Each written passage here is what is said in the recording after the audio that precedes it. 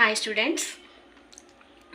ECE, ECM, EE, triple E ఇలా core బ్రాంచెస్లో join అయిన స్టూడెంట్స్ని ఎందుకు ఈ బ్రాంచ్ చూస్ చేసుకున్నారు, ఎందుకు ఈ బ్రాంచ్లోనే జాయిన్ అయ్యారు అని అడిగినప్పుడు కొంతమంది అయితే సిఎస్సి రాక ఈ బ్రాంచెస్లో జాయిన్ అవ్వాల్సి వచ్చింది అని చెప్తున్నారు. కొంతమంది ప్యాషన్తోనే మేము ఈ బ్రాంచ్లో జాయిన్ అయ్యాము, కోర్ సైడ్ అంటే మాకు ఇష్టం అని చెప్తున్నారు. ఓకే, ఇంజనీరింగ్ అంటే సిఎస్సి ఒకటే కాదు, అలాగే జాబ్ అంటే ఐటీ జాబ్ ఒకటే కాదు, కోర్ సైడ్ కూడా మనకి చాలా ఆప్షన్స్ ఉన్నాయి. అవేర్నెస్ లేక చాలామంది 4 ఇయర్స్లో ఏం ప్రిపేర్ అవ్వాలో అర్థం కాక టైం వేస్ట్ చేసుకుంటున్నారు. సో చిన్న అవేర్నెస్ కోసం నేను ఈ వీడియో చేస్తున్నాను. ఇక్కడ 4 ఆప్షన్స్ మీరు చూడొచ్చు. Core jobs, MBA, MS, GATE, CSIR NET, UGC NET. ఇవి I will explain one by one. First core jobs. 3 types of core jobs ఉన్నాయి. 3 types of core jobs VLSI ఇంజినీర్‌గా జాయిన్ అవ్వచ్చు. Embedded system engineer, advanced communication సిస్టమ్స్‌లో ఇంజినీర్‌గా join అవ్వచ్చనమాట. VLSI అంటే chip designing related అనమాట ఇది. చిప్. చిప్ అంటే ఎక్కడ యూజ్ చేస్తారు? మనం నిద్ర లేచిన దగ్గర నుంచి యూజ్ చేసే ప్రతి ఎలక్ట్రానిక్ గాడ్జెట్‌లో చిప్ అనేది ఉంటుందన్నమాట. చిప్‌లో number of billions and millions of ట్రాన్సిస్టర్స్‌ని ఫ్యాబ్రికేట్ చేస్తారు. సో, ఈ టెక్నాలజీలో డిఫరెంట్ రోల్స్ ఉంటాయి. వీఎల్ఎస్ఐ టెక్నాలజీ యూజ్ చేసి ట్రాన్సిస్టర్స్‌ని ఫ్యాబ్రికేట్ చేస్తారు. సో, దీంట్లో డిఫరెంట్ టైప్స్ ఆఫ్ రోల్స్ ఉంటాయన్నమాట. ఆ రోల్‌లో ఏదో ఒకటి చూజ్ చేసుకొని మనం ఆ రిలేటెడ్ కోర్స్ నేర్చుకొని వీఎల్ఎస్ఐ సైడ్ ఎళ్ళొచ్చు. నెక్స్ట్ అలాగే ఎంబెడెడ్ సిస్టమ్స్ ఇంజినీర్. ఈ ఎంబెడెడ్ సిస్టమ్స్ అంటే రాస్‌బెర్రీ పై, ఆర్మ్ ప్రాసెసర్స్, ఇలాంటి వాటిల్లో కోడ్ డంప్ చేయటం, ఆ కోడ్ రాయటం నేర్చుకోవాలనమాట. Embedded సిస్టమ్స్‌కి example washing machines, microwave ovens ఇలాంటివి. Next advanced communication system. అంటే ఇప్పుడు మనం మొబైల్ యూజ్ చేస్తున్నాము. ఈ సిగ్నల్ స్ట్రెంత్ బావుండాలి కదా! ఈ సిగ్నల్ స్ట్రెంత్ ఇంప్రూవ్ చేయాలంటే ఇది ఈసీఈ ఈసీఈ స్టూడెంట్సే చేయగలరనమాట. సో, ఇలా 3 టైప్స్ ఆఫ్ ఆప్షన్స్ ఉన్నాయి కోర్ జాబ్స్‌లో. నెక్స్ట్ మీరు ఎంబీఏ చేయాలి అనుకుంటే టాప్ ఐఐఎమ్స్ ఉన్నాయన్నమాట. అహ్మదాబాద్‌లో, నెక్స్ట్ కలకత్తా, బెంగుళూరు, ఇండోర్ ఎక్సెట్రా ఇలాంటి చోట్ల టాప్ ఐఐఎమ్స్ ఉన్నాయి. వీటిల్లో ఆహ్, ఎంబీఏ చేయాలి అంటే క్యాట్ అనేది కామన్ ఎంట్రన్స్ ఎగ్జామ్ అనమాట. అది ఇండియాలో చేయాలనుకుంటే. Next GMAT. జీమాట్ రాస్తే అబ్రాడ్‌లో ఎంబీఏ చేయొచ్చు. Next MS. లేదు మేము గేట్ రాయలేము. గేట్‌లో మంచి ర్యాంకు రాలేదు. అసలు ఇండియాలోనే మాస్టర్స్ చేయాలనుకోవట్లేదు. అలాంటి సిట్యుయేషన్స్‌లో మీరు ఎంఎస్ అబ్రాడ్‌లో చేయాలంటే జీఆర్ఈ, టోఫెల్, ఐఎల్స్ ఇలాంటివి ప్రిపేర్ అవ్వచ్చనమాట. నెక్స్ట్ ఈ ఎంఎస్‌లో కూడా కొంతమంది ఓన్లీ సీఎస్‌సిలోనే ఎంఎస్ చేయాలేమో అనుకుంటున్నారు. అలా కాదు. కోర్ సబ్జెక్ట్స్‌లో కూడా ఎంఎస్ చేయొచ్చు.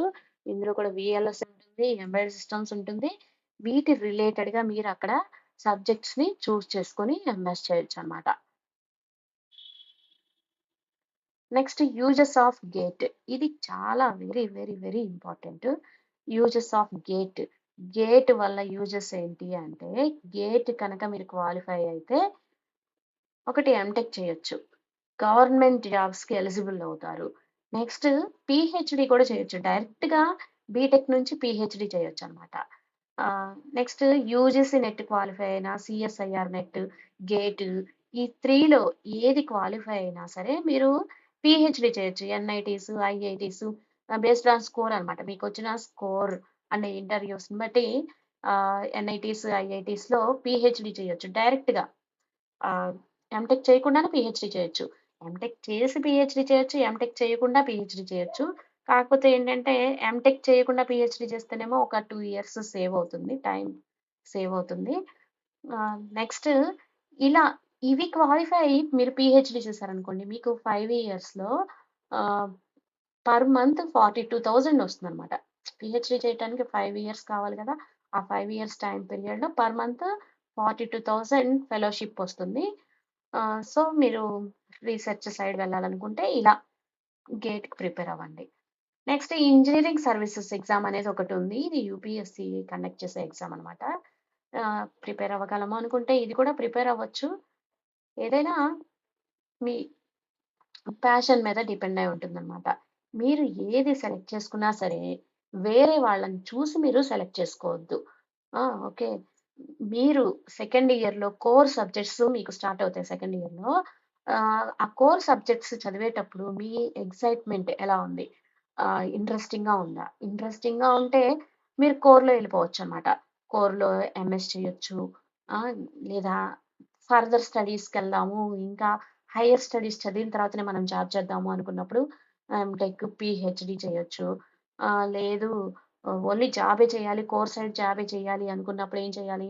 మీరు ఏదో ఒకటి సెలెక్ట్ చేసుకోండి. వీఎల్ఎస్ఐనో, ఎంబెడెడ్ సిస్టమ్సో, కమ్యూనికేషన్ సిస్టమ్స్ సైడో సెలెక్ట్ చేసుకొని, దానికి కావాల్సిన కోర్సెస్ ఏంటి? దానికి ఆ కంపెనీస్‌కి కావాల్సిన స్కిల్స్ ఏంటి?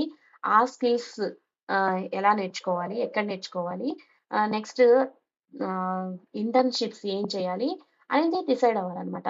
మీరు వీటిల్లో ఏది చేయాలన్నా సరే, మీరు సెకండ్ ఇయర్ 2 ఎండింగ్‌లోనే మీరు డిసైడ్ అవ్వాలి. అంతేగాని ఫైనల్ ఇయర్ అయిపోయిన తర్వాత డిసైడ్ అయితే యూజ్ లేదు. టైమ్ వేస్ట్ అయిపోతుంది. మీరు 2 కంప్లీట్ అయిన తర్వాత మీకొక క్లారిటీ వస్తుంది. ఎందుకంటే 2లో కోర్ సబ్జెక్ట్స్ స్టార్ట్ అయిపోతాయి. సో, మీకు కోర్ సబ్జెక్ట్ చదివేటప్పుడు మీకు అర్థమైపోతుంది. అర్థమైపోతుంది కాబట్టి అక్కడే డిసైడ్ అయిపోయి మీరు గేట్‌కి ప్రిపేర్ అవ్వాలన్నా అక్కడి నుంచే స్టార్ట్ చేయాలి 2 తర్వాత. నెక్స్ట్ కోర్ సైడ్ జాబ్స్ జాబ్స్‌కి అటెండ్ అవ్వాలి అనుకుంటే అక్కడి నుంచి మీరు థర్డ్ ఇయర్‌లో ఇంటర్న్‌షిప్స్ చేయాలన్నమాట. ఇంటర్న్‌షిప్స్ చేయాలి. ఆ కోర్స్‌కి కావాల్సిన ఆహ్, కోచింగ్ ఎక్కడిస్తారో, దానికి కావాల్సిన సబ్జెక్ట్స్ మనం ఏం చదవాలో అవి చూసుకోవాలనమాట. ఓకే. ఏదైనా సరే మీరు 2 తర్వాత డిసైడ్ అయిపోవాలి. నెక్స్ట్ మీరు నెట్‌వర్క్‌ని పెంచుకోవాలి. అంటే మీరు ఓన్‌గా ఒక్కళ్ళే కూర్చొని చదువుకోవడం అలా కాదు. మీ సీనియర్స్ సజెషన్స్ తీసుకుంటూ ఉండాలనమాట. ఏది చదివితే బావుంటుంది? ఏంటి?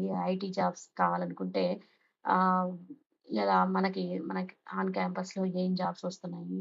వాటికి కావాల్సిన కట్ ఆఫ్ ఏంటి? సీజీపీఏని ఎలా ఇంప్రూవ్ చేసుకోవాలి? సీజీపీఏని ఎప్పుడు నెగ్లెక్ట్ చేయకూడదు. ఎంజాయ్ చేసినా సరే ఎంజాయ్ చేస్తూ సీజీపీఏ అట్‌లీస్ట్ 8 పాయింట్స్‌కి తగ్గకుండా చూసుకోవాలనమాట. ఎంఎస్ చేయాలన్నా, అది ఏం చేయాలన్నా సరే కొన్ని యూనివర్సిటీస్‌కి కట్ ఆఫ్స్ ఉంటాయన్నమాట.